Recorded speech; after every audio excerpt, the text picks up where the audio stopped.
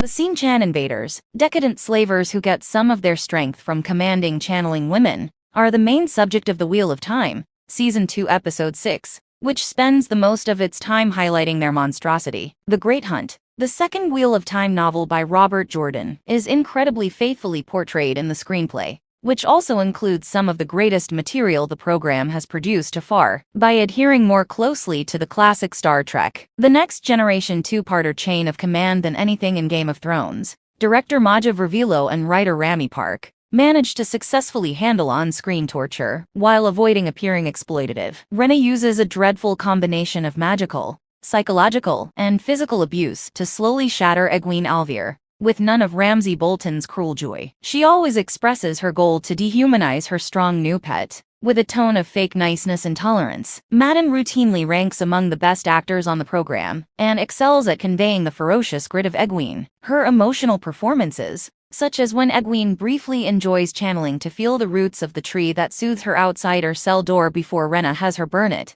stand out more than her physical ones in this episode. Not one of Rena's kicks, but her almost gentle declaration to Egwene that she is a Damane rather than a woman, caressing her as she says she hopes the White Tower informed her how exceptional she was, deals the most fatal blow. It addresses all of Egwene's concerns about her influence and importance, in comparison to Nynaeve, and offers the most gloomy picture of the future she envisioned for herself as an Aes Sedai. Similar to Captain Jean-Luc Picard in Chain of Command, the torture doesn't weaken the hero. Rather, it highlights the evil villain's might and principles. In Eyes Without Pity, the Yellow Aes Sedai Rima elaborates on how much her sisters have endured as a result of the Xinqian's underestimation. In the novels, Rima has a much smaller role, but in the television series, she and Nynaeve quickly become friends. She assists Nynaeve in seeing her duty as an Aes Sedai, as an addition to, rather than a betrayal of her work assisting others. The Xinqian's unrelenting cruelty is brought to light by Rima's altruism, and her conviction that being collared would be a fate worse than death. What we said about Episode 5 of Season 2, the fifth episode of The Wheel of Time,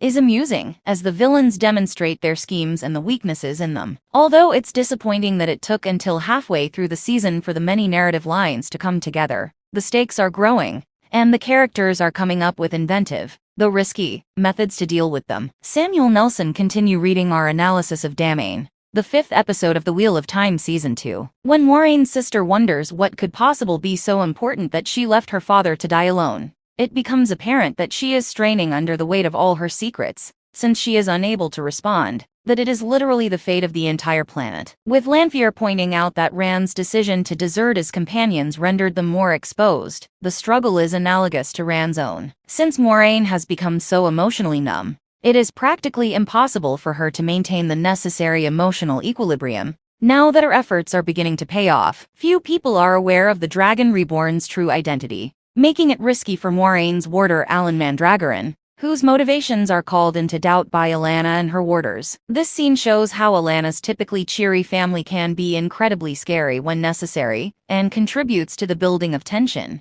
as the Aes Sedai start to realize that dark friends have entered their ranks. This episode does not feature Perrin, but Mat is now fully integrated into the main story. With any luck, the show will finally be able to get past the casting problems from the previous season. Reuniting with Rand while operating a small-time con scam and then laughing at his friend's dramatic fate seemed extremely authentic to the character. The action sequences and aesthetics are still excellent, from the massive battle in the streets of Fam to Amyrlin Seat Siuan Sanch preparing to repel assailants with a variety of conjured weapons, while seated in her stunning attire and elaborate carriage.